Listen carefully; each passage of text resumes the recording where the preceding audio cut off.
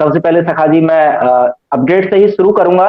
जैसा कि अभी चर्चा में हो रहा है, मैं भी लाइव लगातार आपकी चूंकि देखता हूं, तो मैंने देखा कि आपने 5 फरवरी को ऑनलाइन हम्म, अनशन, जो कि शायद दुनिया का पहला एक ऐसा अनशन होगा जो ऑनलाइन अनशन की आप बात कर रहे हैं, जी। उसके बारे में आप बताइए। उसी के साथ साथ एक आपने हेल्पलाइन नंबर भी जारी किया है लोगों की हेल्प के लिए, तो वो दोनों जी ही एक बार में आप बता दें जी सखा जी।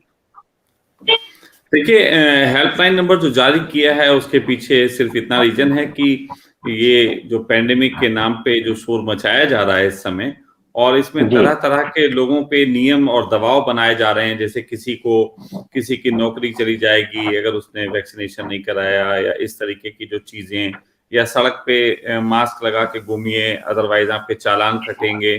तो इस तरीके जी। के जो दबाव बनाए जा रहे हैं ये सब इलीगल है।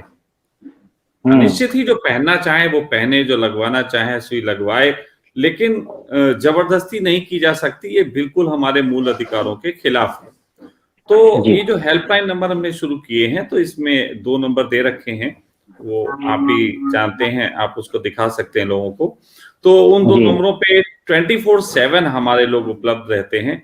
तो यदि किसी को कहीं कोई तंग किया जा रहा है तो वो हमको जो है वो फोन कर सकता है, और तुरंत ही हम जी इससे रिलेटेड जो हैं वो लोगों को पीडीएफ वगैरह या जो आदेश हैं कोर्ट के, वो हम अवेलेबल कराते हैं, ताकि लोग उसको जो है वो जिससे भी वो बात हो रही है, जो भी उन पे प्रेशर बना रहा है, उसको दिखा सके, और किस जी तरीके से वो उनसे बात कर सके, कैसे लड़ सके, वो भी हमारी टीम थोड़ा बहुत उन्हें गाइड करती है। तो ये एक जी हेल्पलाइन नंबर हमने दिए हैं, और 2 नंबर हैं वो, और 24/7 जो है वो अवेलेबल रहते हैं उस पर हमारी टीम। तो एक तो ये जी हो गया। दूसरा जो आपने पूछा शॉर्ट में कि 5 तारीख को अनशन, असल में आप भी जानते हैं, आप भी यूट्यूब पे एक चैनल चलाते हैं, आपको पता होगा कि यूट्यूब तरह तरह के हम लोगों पे दबाव बनाता है। तो कभी हम्म। वीडियो हटाता है, या कभी वो कहता है आपके कंटेंट में ये सही नहीं है, वो सही नहीं है, आपका हटाया जा रहा है, बैन किया जा रहा है, रीच घटाई जा रही है। इस तरीके के प्रेशर्स बनाते हैं, और कभी कभी तो चैनल ही डिलीट कर देते हैं। तो असल में ये सारी बातें जो हैं ये भी हमारे मूल अधिकारों के खिलाफ जाती हैं, और YouTube को इस संबंध में आज तक किसी ने जवाब इस तरीके का ढंग से नहीं दिया। इंडिया में खास तौर पे किसी ने इन पे फाइट नहीं की। तो अभी हमने YouTube पे एक ऑलरेडी एक नोटिस अभी भेजा हुआ है, 500 करोड़ रुपए का हमने उसमें हर जाने की बात की है, और साथ साथ उनसे जवाब मांगा है, 1 महीने का वक्त दिया है।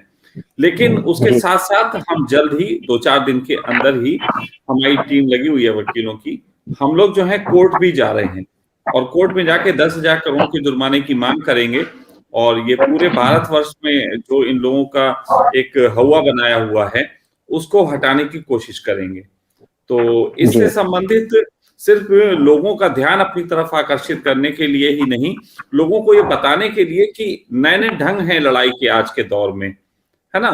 जी तो उस नए ढंग में हम लोग एक अनशन शुरू कर रहे हैं, 1 दिवसीय, और वो जो है किया जाएगा अपने घर में बैठ के ही।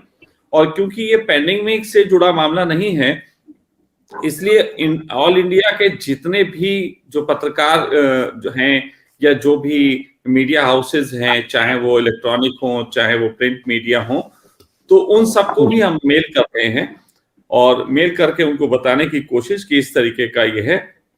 और मेरा सुमित एक मैं आपको बताऊं, मेरा निवेदन तो होता है, साथ साथ इंफॉर्मेशन भी होती है, लेकिन मैं बहुत ज्यादा इस बात से भरा हुआ नहीं हूं कि वो मीडिया आके और हमारा इंटरव्यू ले। हाँ, ले तो अच्छी बात है, उसे भी कुछ नया जानने को मिलेगा, लेकिन हम अपना काम करते हैं। हमारी सदा से पॉलिसी ये रही, अपना काम करो, और ज्यादा मीडिया वगैरह के चक्कर में हम फंसते नहीं। फिर भी इन्फॉर्म कर रहे हैं, क्योंकि वो भी एक स्तंभ है, और पैंडेमिक के अलावा ये मुद्दा है, इसलिए उसको ये उठाएंगे, ऐसी उम्मीद भी है। कम से कम कुछ न्यूज़पेपर्स में और इनमें ये बात उठेगी। और अगर एक दिन के धरने के बाद भी ऐसा लगता है कि कुछ चीजें अभी और करनी बाकी हैं, तो हमने ये भी प्लान किया है कि हम एक दिन ऐसा बनाएंगे कि जिस दिन गुड़गांव में हम इनके जो ऑफिस है ना जी यूट्यूब का, उस ऑफिस के बाहर जो है एक प्रदर्शन करेंगे, और वहां के सीईओ इनसे जो भी हैं उनसे मिलके और उनको ये बताने की कोशिश करेंगे कि ये तकलीफें हैं हमारी। तो ये भी एक काम करने का प्रयास किया जाए। जी बहुत शानदार। अच्छा सका जी, जैसा अभी यूट्यूब की आपने बात की, यूट्यूब पर कोई इस बार आपने मुद्दा लिया है, और इस बात को हालांकि पता मुझे भी है, मेरी बहुत सारी वीडियोस ही नहीं कई सारे चैनल भी डिलीट कर दिए गए।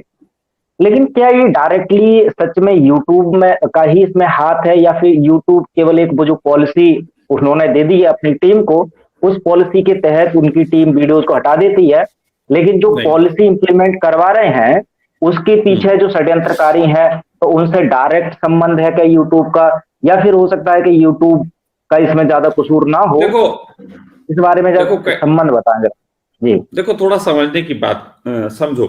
YouTube एक प्लेटफॉर्म है, वो केवल हमको एक सर्विस प्रोवाइडर है जो ये सर्विस दे रहा है कि यहाँ पे जनरली जो भी लोग जो हैं वो अपने वीडियो डाल सकते हैं, और जैसे ही आप उस पर वीडियो डालते हैं आप उनके साथ एक अनुबंध में बन जाते हैं कि आपने उनके प्लेटफॉर्म पे अपनी सर्विसेज दी, मतलब मेहनत की है आपने उस पर वीडियो डालने के लिए। YouTube अकेला नहीं है, YouTube ने प्लेटफॉर्म दिया है, हमने मेहनत की है, तो हम वहां एक अनुबंध में बच जाते हैं। यही सोशल मीडिया है। अब इस सोशल मीडिया पे अगर हमारी बात गलत है तो उसको हटाने का अधिकार YouTube को बिल्कुल भी नहीं है। अगर हमारी बात गलत है तो उसको हटाने का अधिकार या उसको हटाने के लिए अदालत द्वारा आदेश आने चाहिए। अब ऐसे अदालती आदेश तो कोई है नहीं, ये तो अपनी मनमानी करते हैं।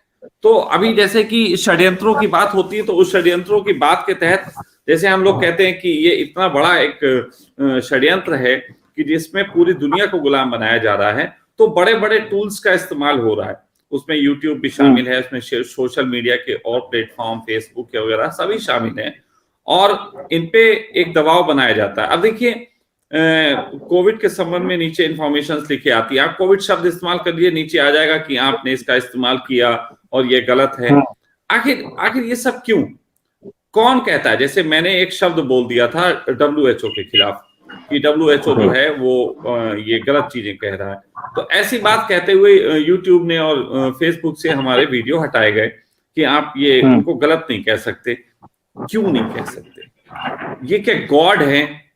ये क्या, किस तरीके से हम ये मान लें कि ये पूरी, क्योंकि देखिए WHO किसी भी सरकारी संस्था से रिलेटेड नहीं है। WHO एक अपने आप में एक प्राइवेट संस्था समझ लीजिए है, जिसपे लोग विश्वास करते हैं, जिसपे अब ये सरकारें दिखाती कि हम एक विश्वास करते हैं। ये किसी सरकार द्वारा तो चलाया नहीं जा रहा, ना ही कोई दुनिया की अभी सरकार ऐसी बनी है कि जिसने एक नियुक्त कर दिया कि ये, आप अपनी बात समझने की कोशिश करें। तो ऐसी कंडीशन में WHO का ये दबाव क्यों इनके ऊपर है? WHO की बात क्यों मानते हैं? ऐसे और भी, और जो भी अभी तक बात है WHO जो कह रहा है, तो उसमें ठीक है, वो लोगों को आगाह कर रहे हैं, अपना काम कर रहे हैं, लेकिन हम भी अपना काम कर रहे हैं। आप ये कह रहे हैं कि ये वैक्सीन लगवाइए, और हम ये कह रहे हैं कि बताइए वैक्सीन के कोई नुकसान तो नहीं है, तो इसमें हम अपराधी कहां से हो जाते हैं? ये तो एक प्लेटफॉर्म है, जैसे वो अपनी सूचना इस प्लेटफॉर्म के माध्यम से दुनिया को पहुंचा रहे हैं, ऐसे हम अपनी सूचना ये पहुंचा रहे हैं। लेकिन जब हमारी सूचना हटाई जाती है तो कहीं ना कहीं हम लोगों को गलत सिद्ध करने की कोशिश की जाती है कि हम लोग गलत हैं, हम लोग कोई समाज में अराजक तत्व हैं। जैसे एक माहौल क्रिएट किया जा रहा है कि जिसमें जो हम जैसे लोग हैं जो बोल रहे हैं, वो यानी कि मतलब समाज में उनको सम्मान ही नहीं मिलना चाहिए, वो गलत हो गए जी। तो ये बात तो सही नहीं है ना। आप प्लेटफॉर्म दे दिया, इसका मतलब आप हम पे, जैसे कि अखबार है, एक अखबार वाला न्यूज निकाल सकता है, लेकिन ये अखबार वाला नहीं कह सकता कि ये आदमी सही है, ये आदमी गलत है जी। लेकिन अखबार में भी ये होता है, मीडिया चैनल भी ये करते हैं। जी बताएं। बिल्कुल बिल्कुल। तो चलिए, इस अनशन के लिए फिलहाल शुभकामनाएं, और सभी जागरूक साथी जितने भी लोग साथ देना चाहते हैं तो वो आपने सच बता भी दिया है।